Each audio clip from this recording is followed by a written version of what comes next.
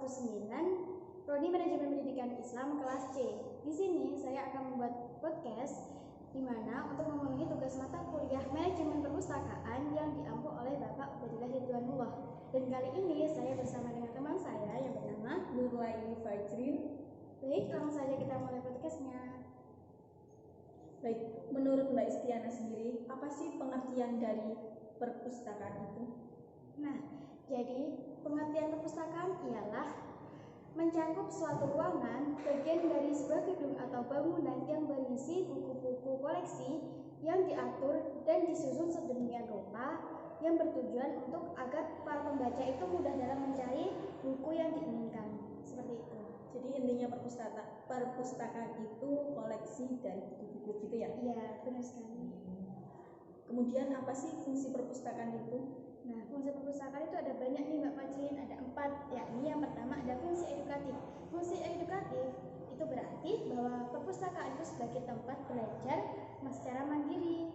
Yang kedua ada fungsi informatif. Fungsi informatif artinya informasi yang dibutuhkan oleh para pembaca itu dapat dicari di perpustakaan. Yang ketiga ada fungsi penelitian. Fungsi penelitian ini ialah sumber-sumber informasi yang ada di dalam perpustakaan itu tersebut dapat digunakan untuk sebagai bahan atau sumber rujukan oleh para peneliti.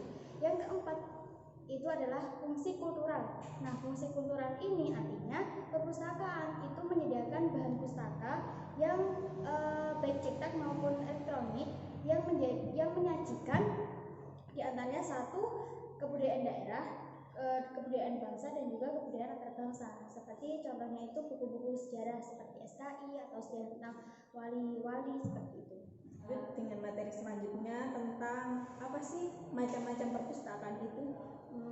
Macam-macam perpustakaan itu ada 7. Di antaranya yang pertama adalah Perpusnas atau Perpustakaan Nasional, di mana perpustakaan ini didirikan dan bertempat di ibu kota negara. Di mana itu, Mbak? Di Jakarta.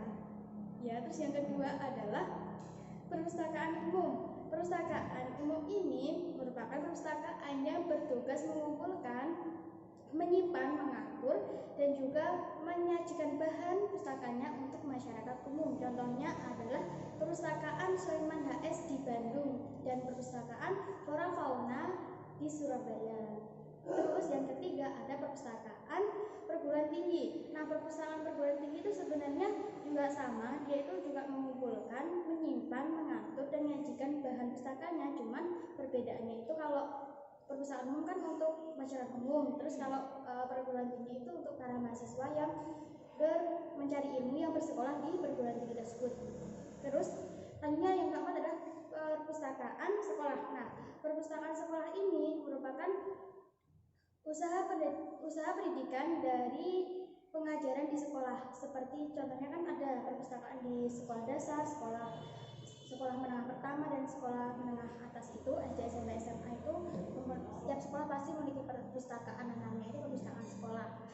Yang kelima adalah perpustakaan khusus. Nah, perpustakaan khusus ini merupakan perpustakaan yang diselenggarakan oleh kantor atau instansi yang bertujuan untuk menunjang kegiatan kantor atau instansi di mana perpustakaan itu berdiri. Contohnya itu seperti perpustakaan rumah sakit. Nah, perpustakaan rumah sakit itu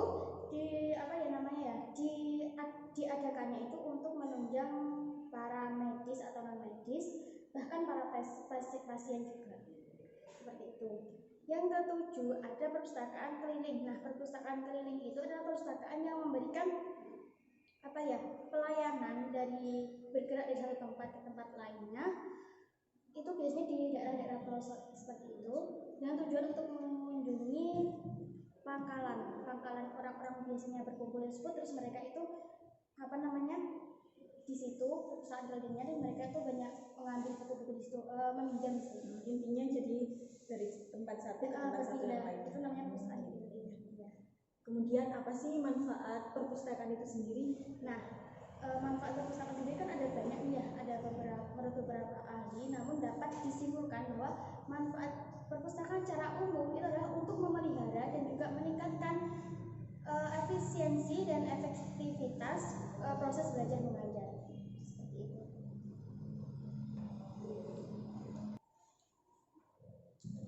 materi selanjutnya, bagaimana menurut Mbak Isti, bagaimana sih perpustakaan dikatakan yang ideal itu?